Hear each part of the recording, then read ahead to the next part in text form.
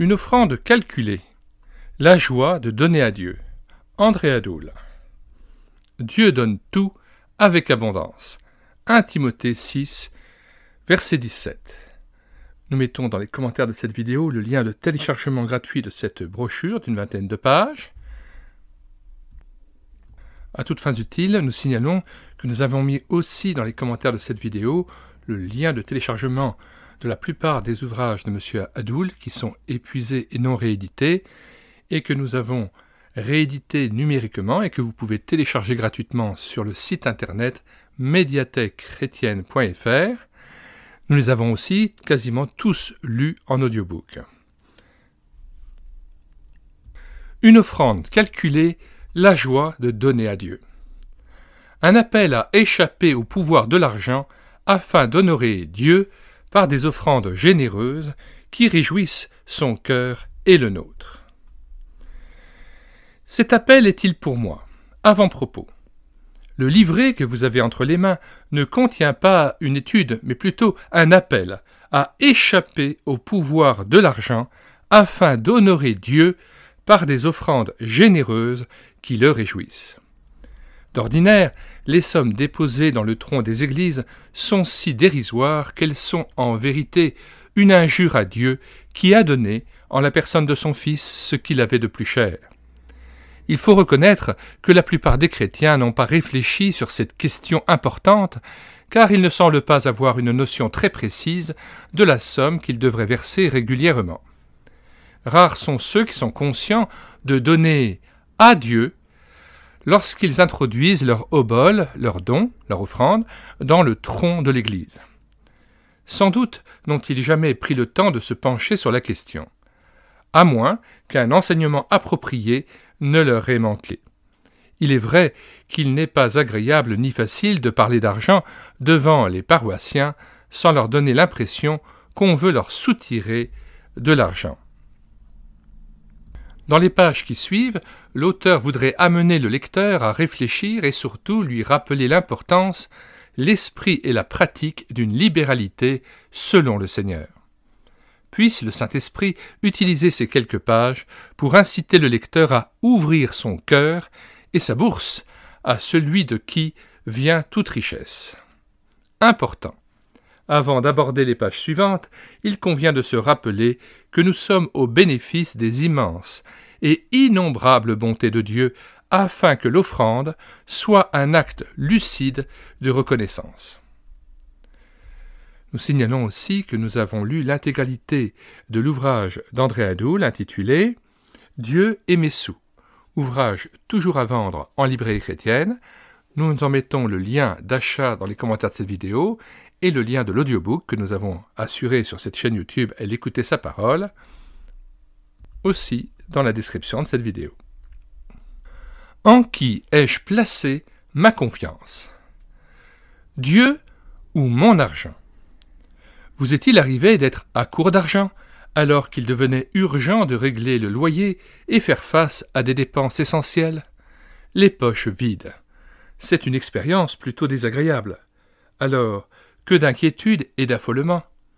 Avec quoi réglerons-nous l'électricité et le loyer? Et achèverons-nous de payer la voiture? C'est en de tels moments qu'on songe à crier à Dieu pour obtenir du secours. Ah, comme un compte en banque bien pourvu rassure, sécurise, apaise! Qui est en mesure de signer à volonté des chèques sans éponger, pour autant son avoir, peut respirer à l'aise et envisager l'avenir avec sérénité. Lorsque le lendemain est assuré, l'âme est en repos. Luc 12, verset 19. Mais assuré par qui et par quoi? Il faut le reconnaître, on a davantage confiance en des billets de banque qu'en Dieu lui-même. Pourtant, il est celui qui a promis de pourvoir richement à nos besoins. Dieu a promis. Dieu subviendra pleinement à tous vos besoins. La Bible, Philippiens chapitre 4, verset 19.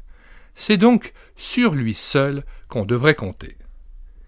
Rien ne manque à ceux qui craignent l'Éternel, et ceux qui le cherchent ne manquent d'aucun bien. Psaume 34, verset 10. C'est l'Éternel qui rassasie de bien la vieillesse. Psaume 103, verset 5. Ne me donne ni pauvreté ni richesse, de peur que dans l'abondance je ne te renie, ou que dans la pauvreté je ne dérobe. Proverbe 30, verset 8. Garde-toi de dire en ton cœur, c'est par mes propres forces et la vigueur de mes mains que j'ai acquis ces richesses. En vérité, c'est Dieu qui te donne la force nécessaire pour les acquérir. Deutéronome 8, versets 17 à 18. Qui est-ce que je sers? Dieu ou Mammon?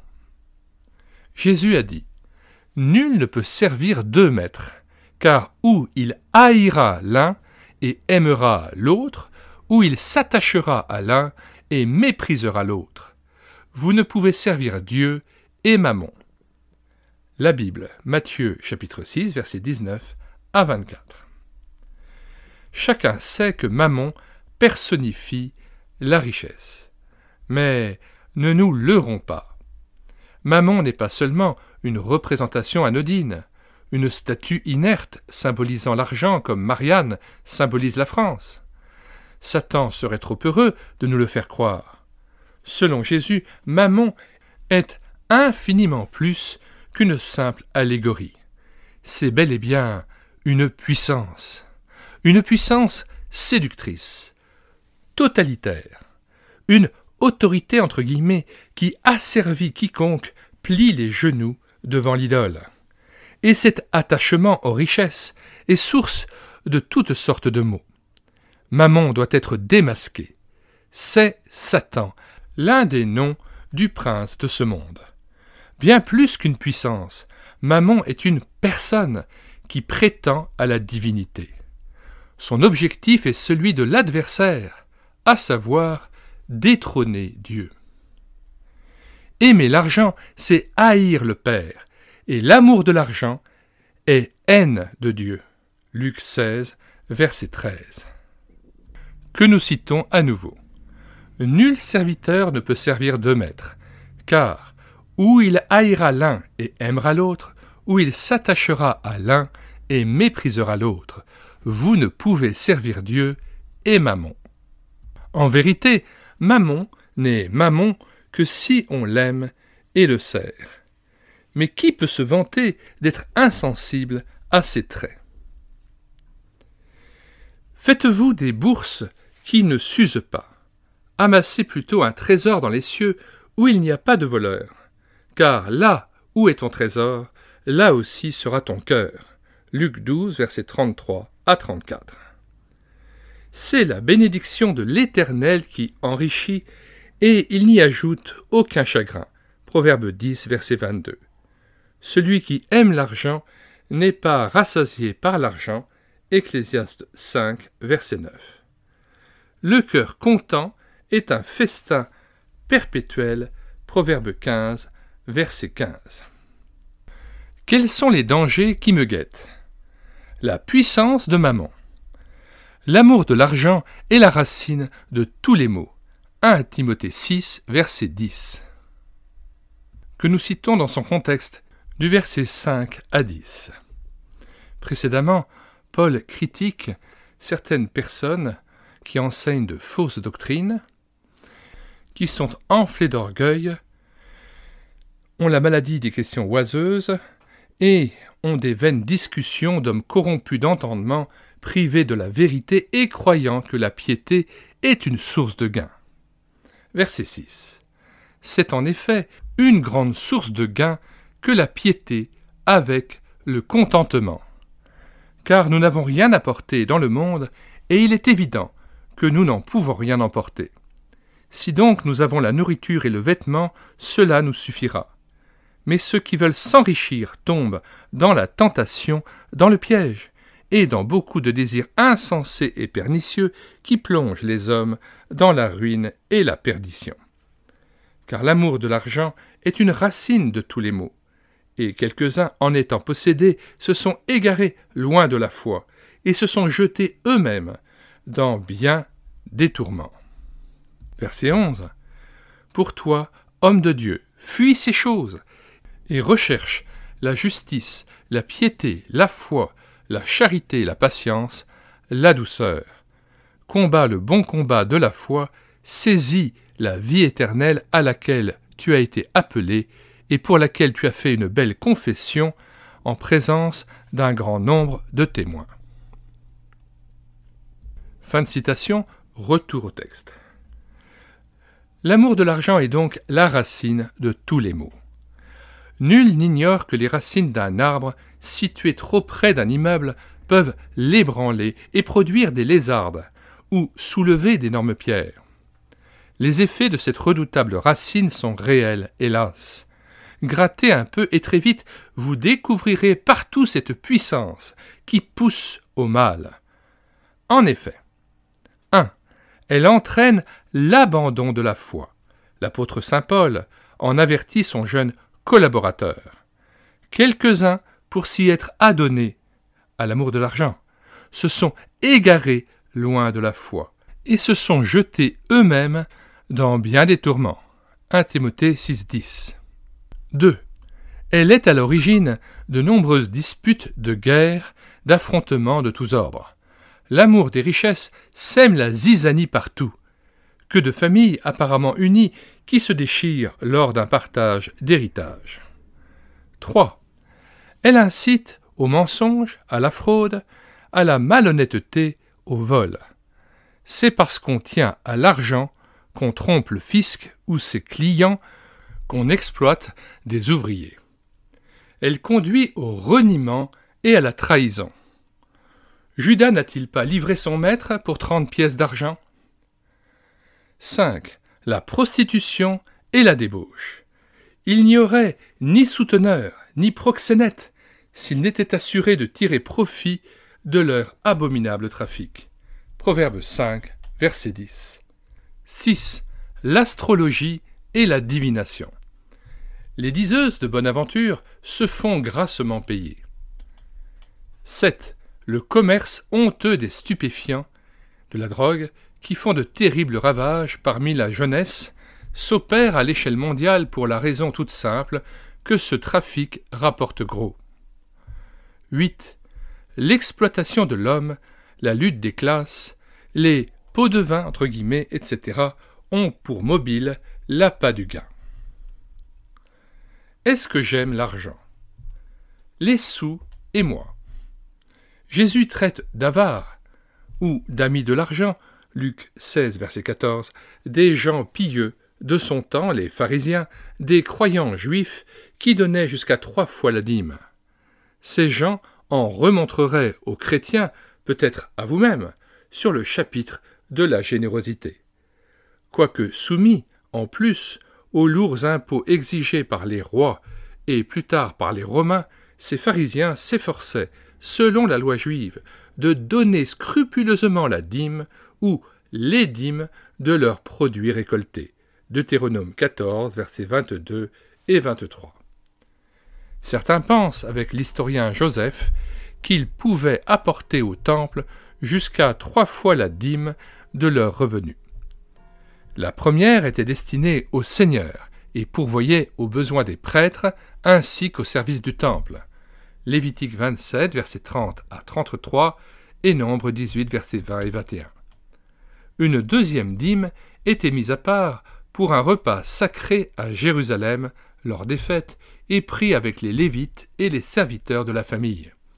Deutéronome 12, versets 17-18.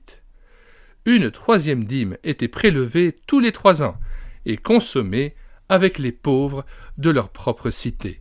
Deutéronome 14, verset 28. Que nous lisons dans son contexte élargi.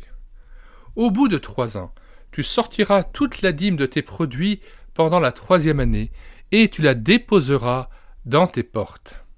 Alors viendront le Lévite, qui n'a ni part ni héritage avec toi, l'étranger, l'orphelin et la veuve, qui seront dans tes portes, et ils mangeront et se rassasieront, afin que l'Éternel ton Dieu te bénisse dans tous les travaux que tu entreprendras de tes mains.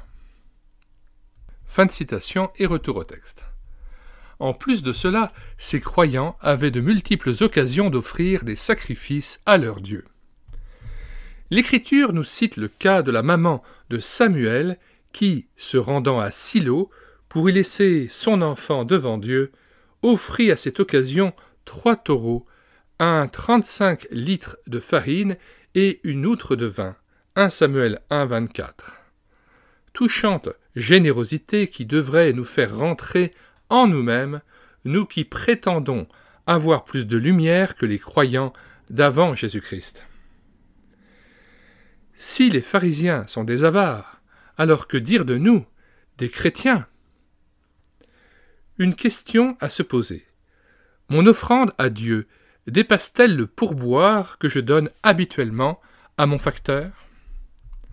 En comparant votre générosité à celle des pharisiens que le Seigneur taxe pourtant d'avares, peut-être êtes-vous conscient de la mesquinerie de vos offrandes.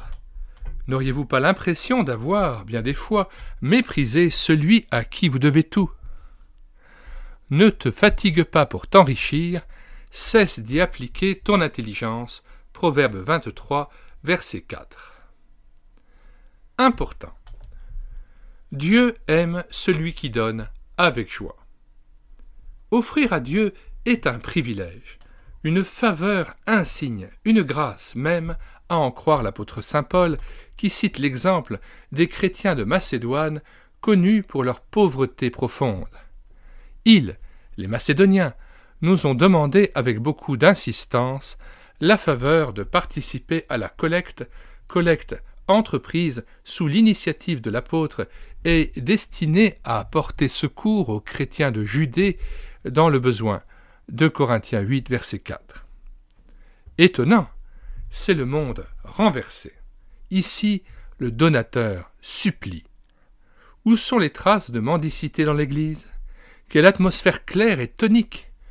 On ne recherche pas des ressources, mais au contraire, on guette les occasions de donner. L'offrande est un privilège. Le chrétien devrait délier sa bourse avec joie. 2 Corinthiens 9, verset 7.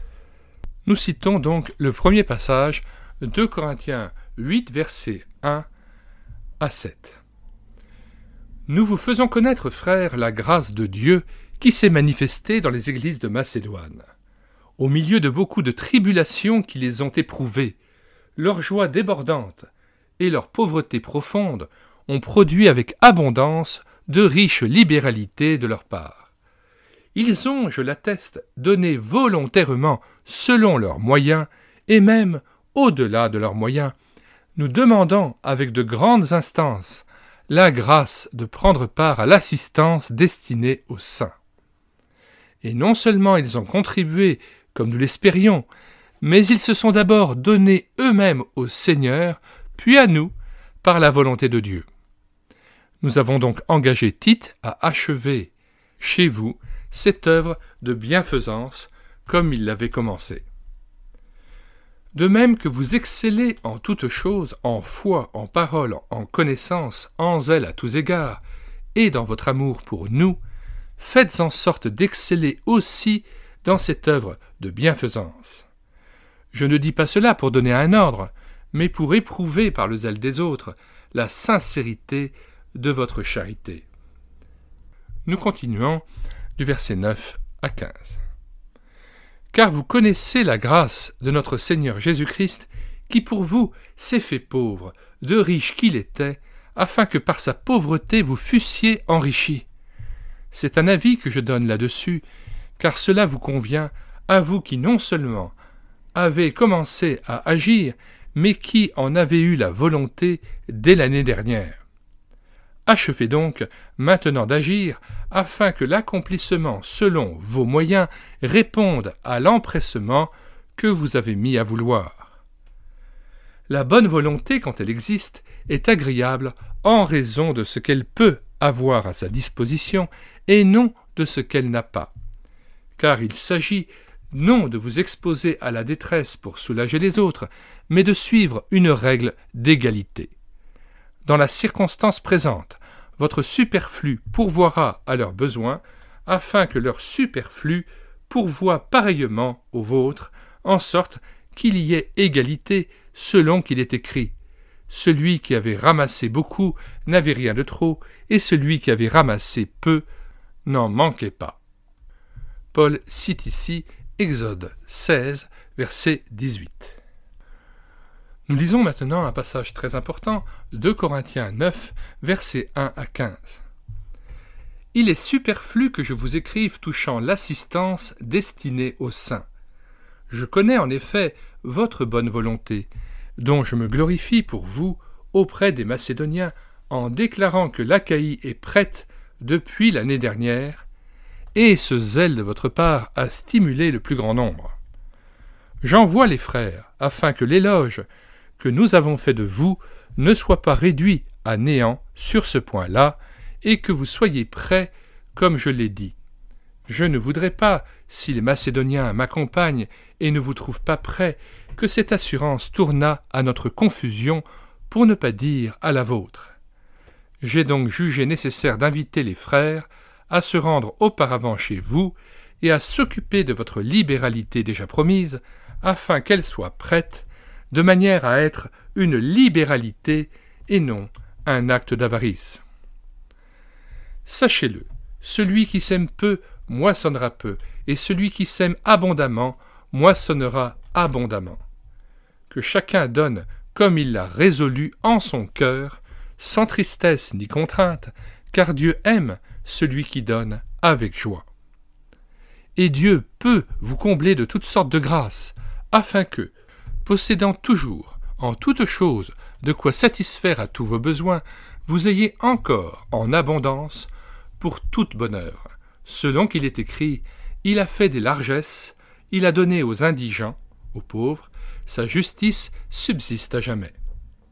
Celui qui fournit de la semence au semeur et du pain pour sa nourriture, vous fournira et vous multipliera la semence, et il augmentera les fruits de votre justice.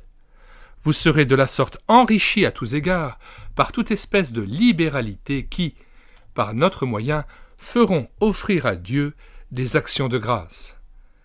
Car le secours de cette assistance non seulement pourvoit aux besoins des saints, mais il est encore une source abondante de nombreuses actions de grâce envers Dieu. En considération de ce secours dont ils font l'expérience, ils glorifient Dieu de votre obéissance dans la profession de l'évangile de Christ et de la libéralité de vos dons envers eux et envers tous. Ils prient pour vous, parce qu'ils vous aiment, à cause de la grâce éminente que Dieu vous a faite. Grâce soit rendue à Dieu pour son don ineffable. Fin de citation et retour au texte. Offrir à Dieu est un acte de consécration. L'apôtre précise au sujet des chrétiens de Macédoine, ils se sont d'abord donnés eux-mêmes au Seigneur et ensuite à nous. 2 Corinthiens 8, verset 5.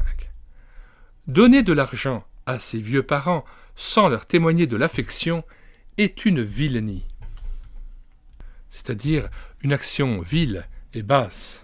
Donner de l'argent à Dieu, peu ou beaucoup, sans lui donner sa vie, est une moquerie. Il n'est pas un pauvre pour qu'on lui fasse la charité. Il est un Père et un Dieu qui ne saurait accepter que le don de nous-mêmes. Tout ou rien pour Dieu. Réflexion tirée de L'argent dans l'Église de Desbaumes. Que nos offrandes honorent le Seigneur. À qui dois-je apporter mon offrande? Principe biblique. En général, lorsque l'offrande est annoncée dans l'Église, le trésorier précise « pour l'Église » ou encore « pour la mission », pour le visiteur de passage, pour l'entretien des locaux, pour couvrir les frais de salle ou de publicité engagés durant une exposition ou un effort spécial d'évangélisation. C'est très rarement que le fidèle est engagé à donner tout simplement à Dieu. Je donne comme héritage aux Lévites les dîmes que les Israélites prélèveront pour Yahvé. C'était le nom israélite pour Dieu. Nombre 18, verset 26. Ne manquez pas de noter ce principe biblique de première importance. Israël donne à Dieu. Et de son côté, Dieu donne à ses serviteurs les richesses qui sont apportées au temple. Si bien que le prêtre ne doit rien à l'Israélite, mais à Dieu seul, tandis que le peuple offre à Dieu une partie de ses biens sans pour autant faire l'aumône à ses prêtres. Ainsi, nul ne peut se prévaloir de ses largesses et faire du prêtre son obligé. L'Israélite ne pourra pas se plaindre en disant « L'homme de Dieu vit à mes crochets, j'en ai assez de l'entretenir ». De son côté, le serviteur de Dieu ne pourra murmurer « Je suis las d'être à la charge du peuple et mal à l'aise de vivre aux dépens de gens qui triment et sont parfois démunis ». Telle n'est pas l'intention de Dieu qui déclare « Tu te réjouiras avec le prêtre et l'immigrant qui sera au milieu de toi pour tous les biens que Yahvé t'a donnés à toi et à ta maison. » Deutéronome 26, verset 11. En fin de compte, le vrai et seul donateur, c'est Dieu. Il pourvoit aux besoins de son peuple tout en nourrissant ceux qui le servent. Ces derniers, entièrement consacrés au Seigneur, pourront pleinement se vouer à leur mission sans s'inquiéter de leurs moyens d'existence. Il faut noter au sujet de la dîme qu'en Israël, personne n'était dispensé de la donner. Elle était imposée aux plus pauvres ainsi qu'aux prêtres. Nombre 18, versets 26 à 29. Que nous citons. L'Éternel parla à Moïse et dit « Tu parleras aux Lévites et tu leur diras « Lorsque vous recevrez des enfants d'Israël la dîme que je vous donne de leur part, comme votre possession, vous en prélèverez une offrande pour l'Éternel, une dîme de la dîme. Et votre offrande vous sera comptée comme le blé qu'on prélève de l'aire et comme le moût qu'on prélève de la cuve.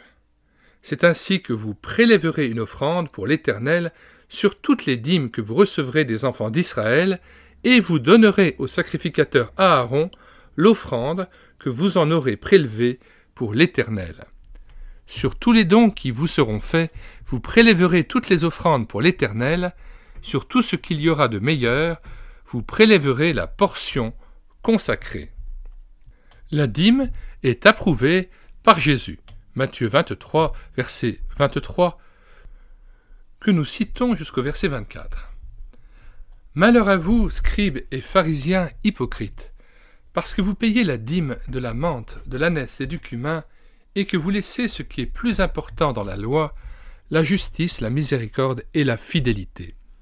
C'est là ce qu'il fallait pratiquer sans négliger les autres choses.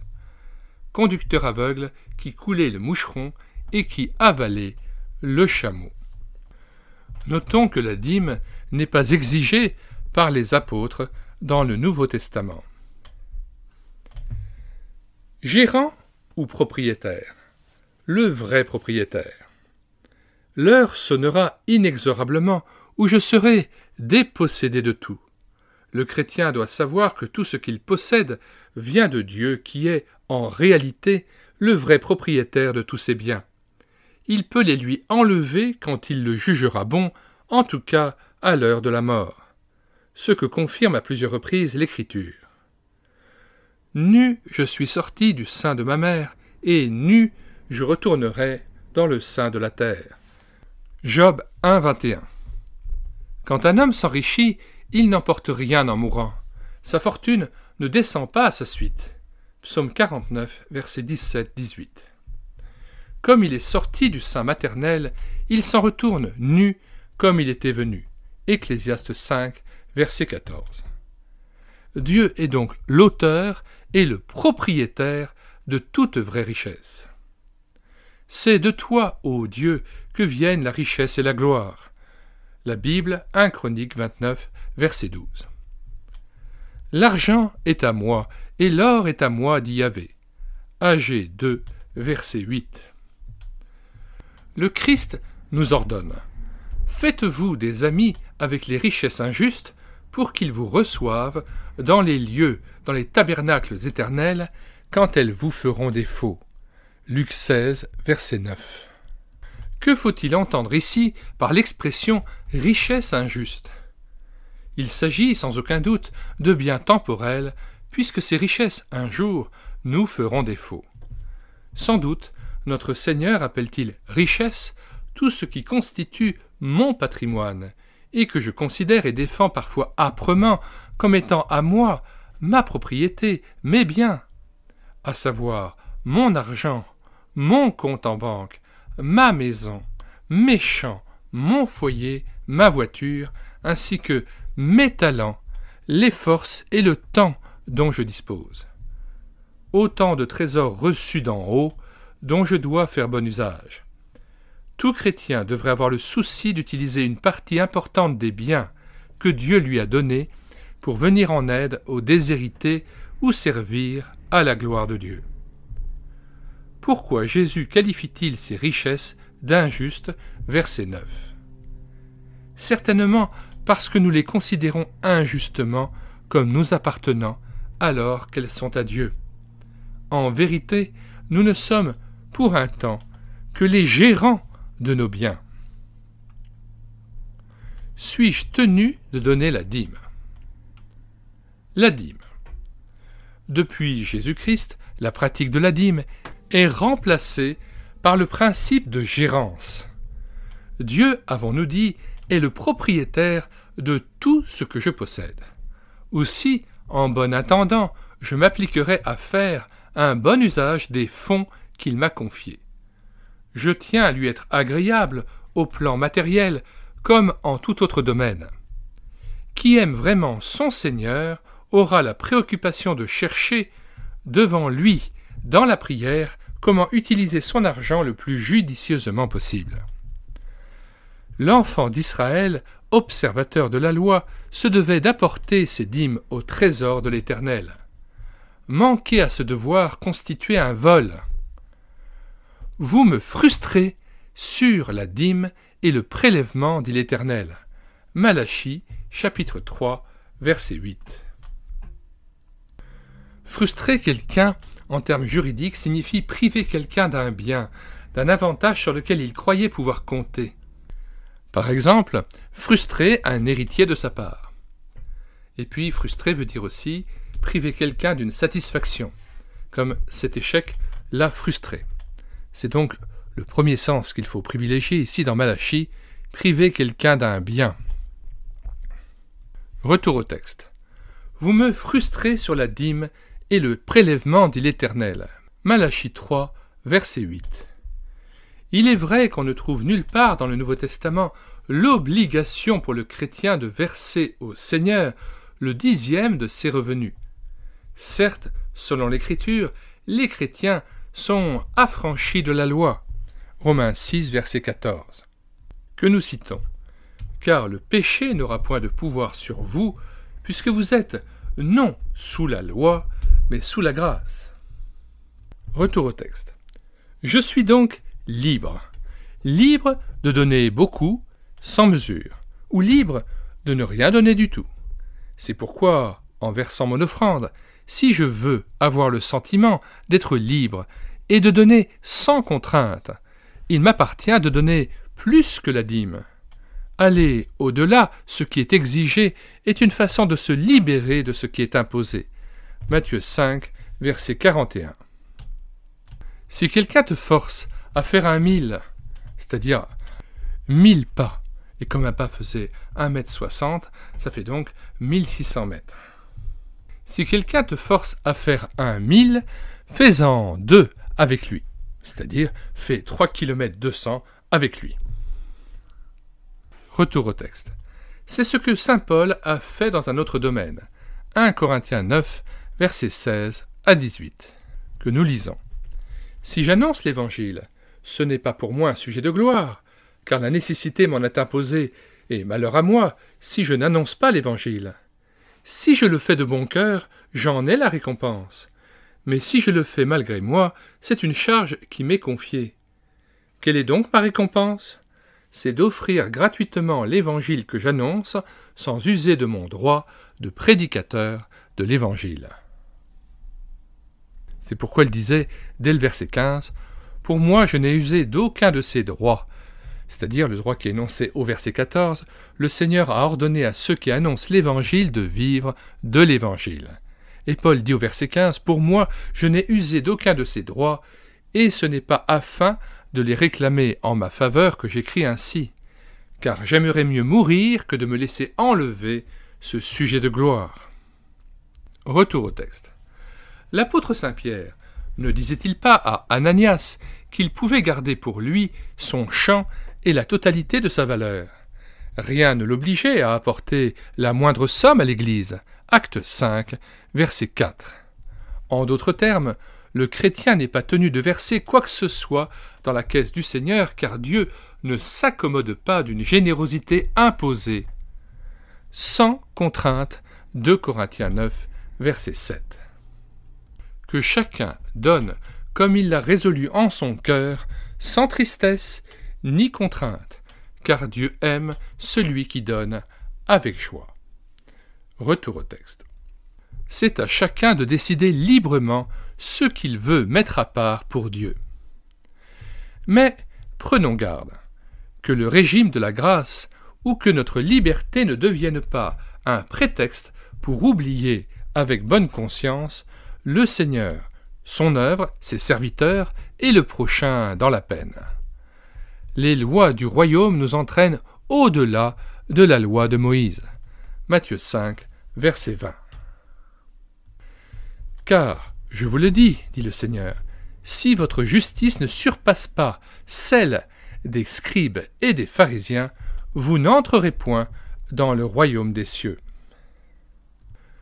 Relire le sermon sur la montagne, Matthieu chapitre 5, qui se montre mesquin à l'égard du Seigneur de gloire, est loin d'être un homme libre.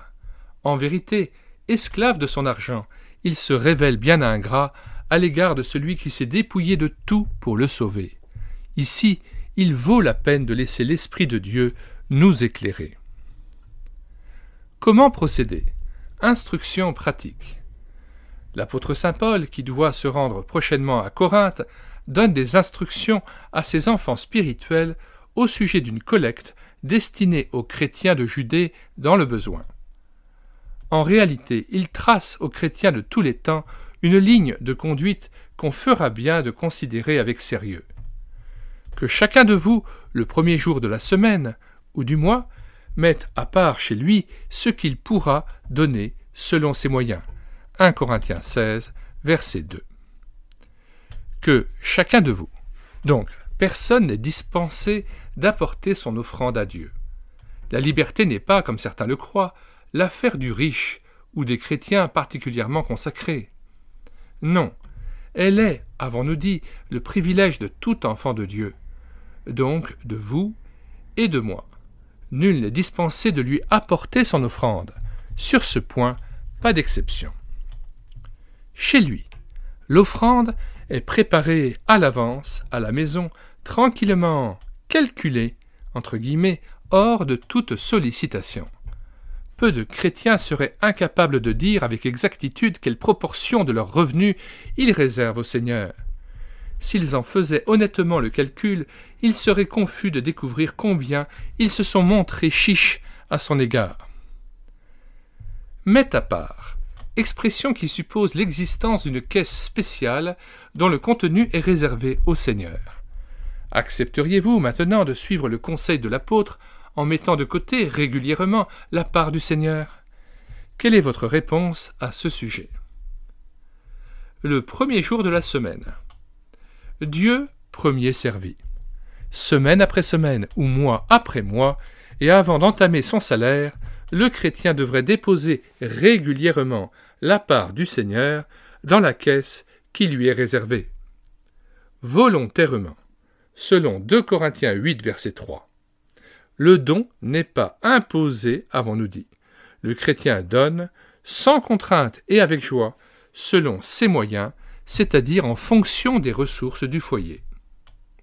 2 Corinthiens 8, verset 3. Ils ont, en parlant des Macédoniens, je l'atteste, donné volontairement, selon leurs moyens, et même au-delà de leurs moyens. Retour au texte. Combien donner? Selon nos ressources.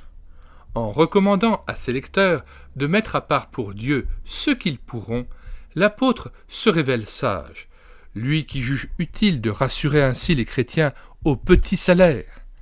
Les bonnes dispositions, quand elles existent, sont agréables à Dieu, en raison de ce qu'on a, mais non de ce qu'on n'a pas, car il s'agit non de vous exposer à la détresse pour le soulagement des autres, mais de suivre une règle d'égalité. 2 Corinthiens 8, versets 12 à 13.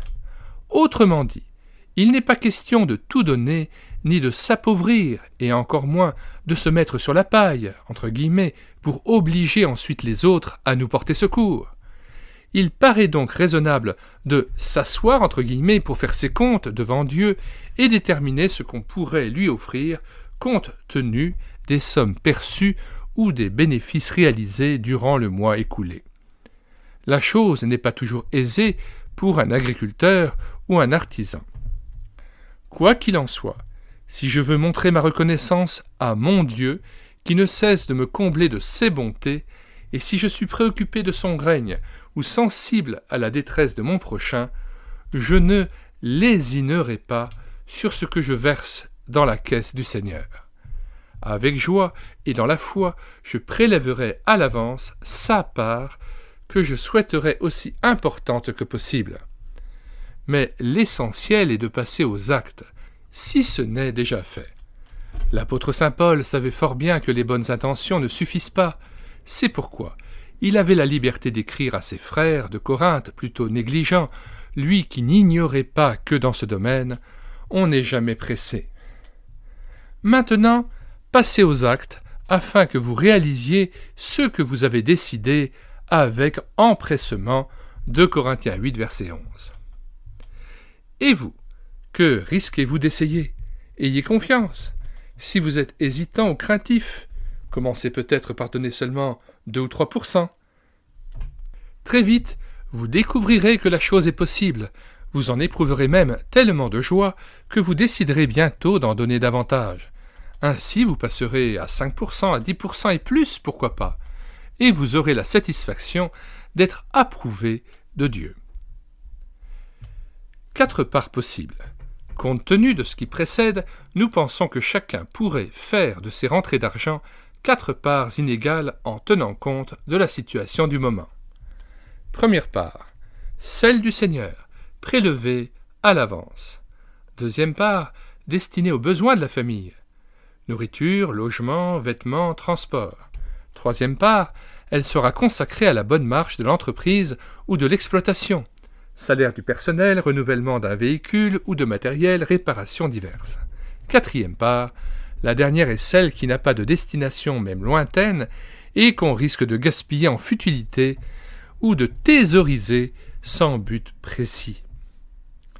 Ces sommes iront dormir leur dernier sommeil au fond d'une cagnotte ou à la caisse d'épargne.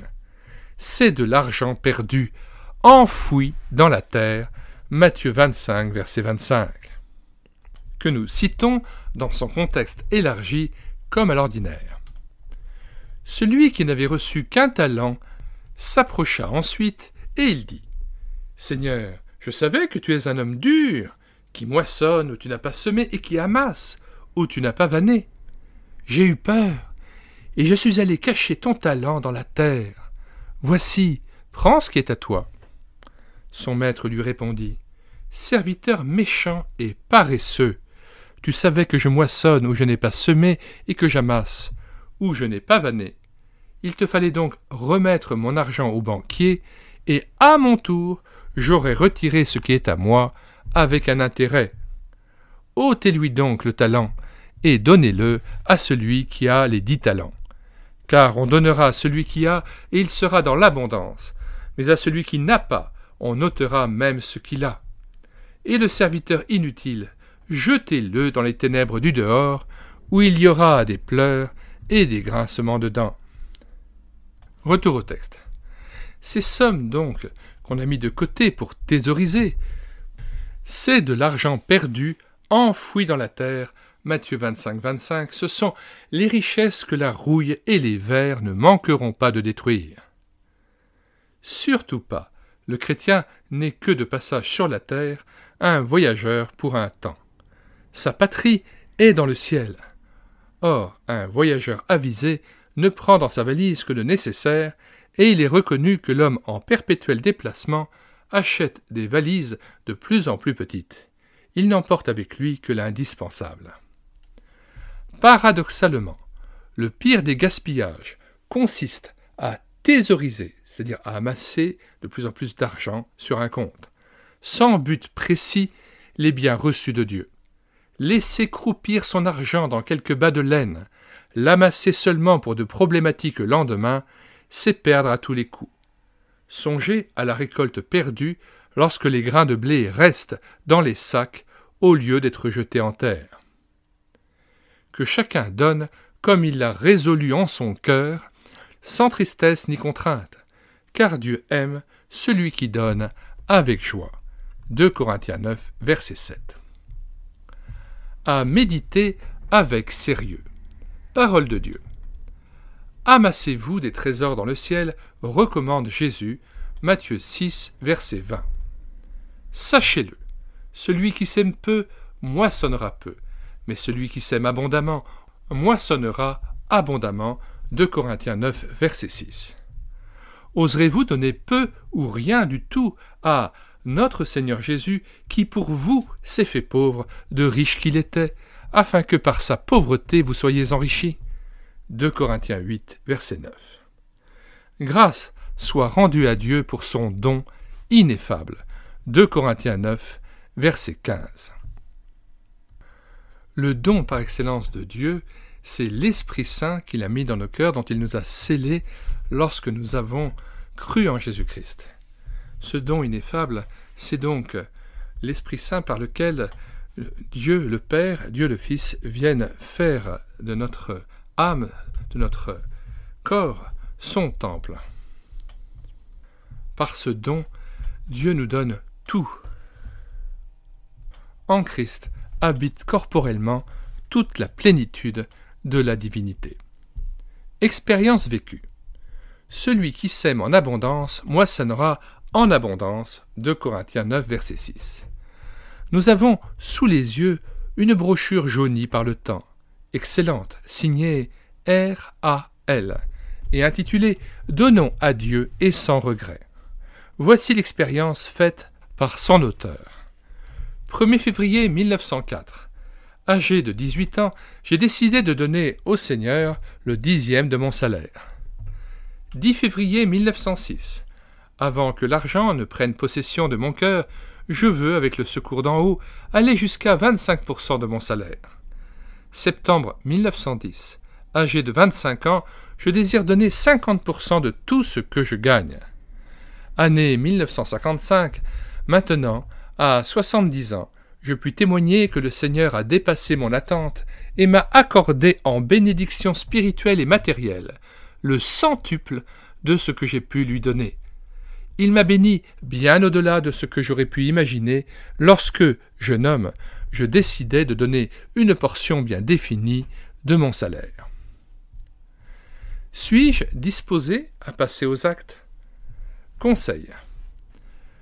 N'attendez pas d'être bien disposé pour donner 5, 10, 15 ou 20% de votre salaire, mais commencez aujourd'hui même à fixer le minimum que vous allez verser régulièrement dans la caisse du Seigneur. Tentez l'expérience, elle en vaut la peine. Vous n'y perdrez certainement pas. Promesse.